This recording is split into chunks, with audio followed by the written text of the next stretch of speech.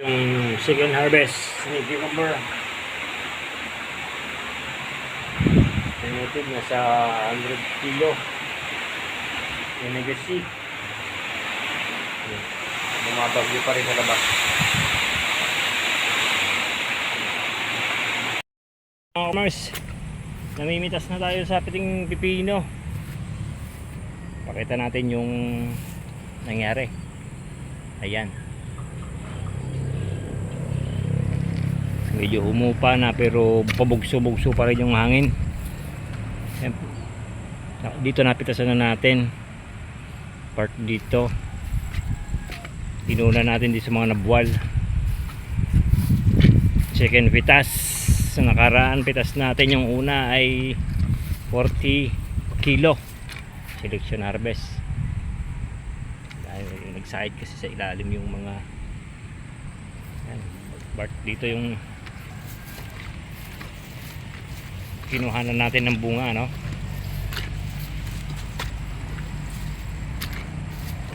Dami sana ng bunga kasi ganyan pa yung mga bunga. Dito naman tayo ngayon sa kabila. Medyo baambon-ambon pa. Mga bunga ni pipino. Part dito medyo matatag kasi marami tayong angkla sa taas.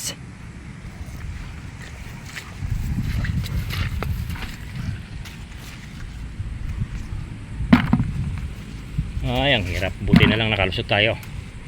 Pero may bagyo na naman.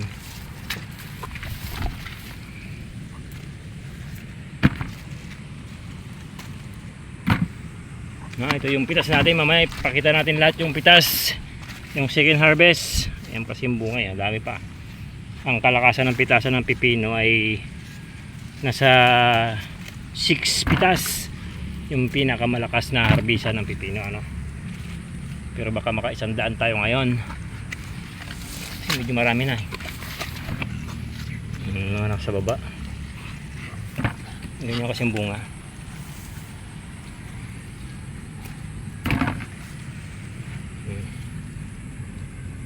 Selection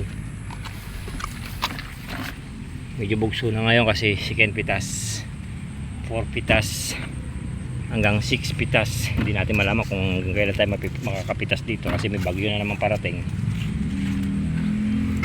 Ganyan magbunga si pipino, madami.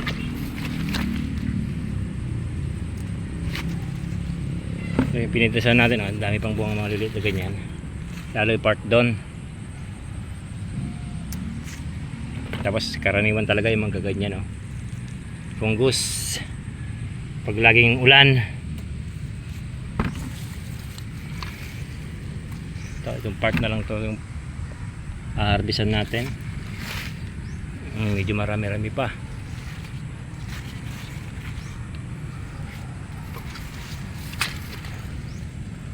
Hindi pa ito yung kalakasang pitas. Sa pagtatanim ng pipino, napaka dami talaga magbunga ang pipino.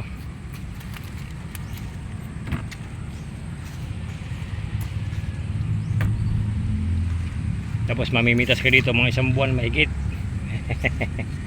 Ay, buti nakalusot tayo. Ganyan bunga.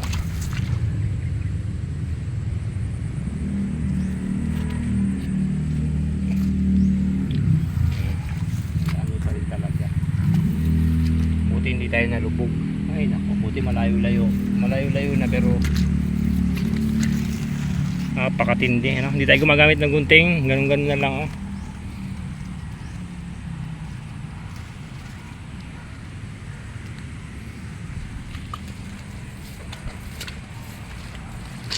Siguro nasa ilang kilo na nasa bahay. Napitas natin dun sa kabila. Full tank na. Nasa kalat, wala pa tayo sa kalating tudling.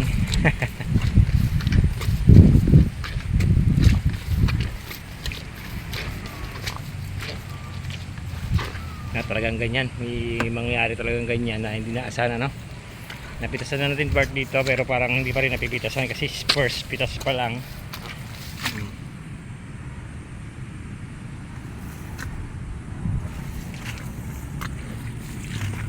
medyo maliliit pa kasi hindi natin pwedeng kunin yan.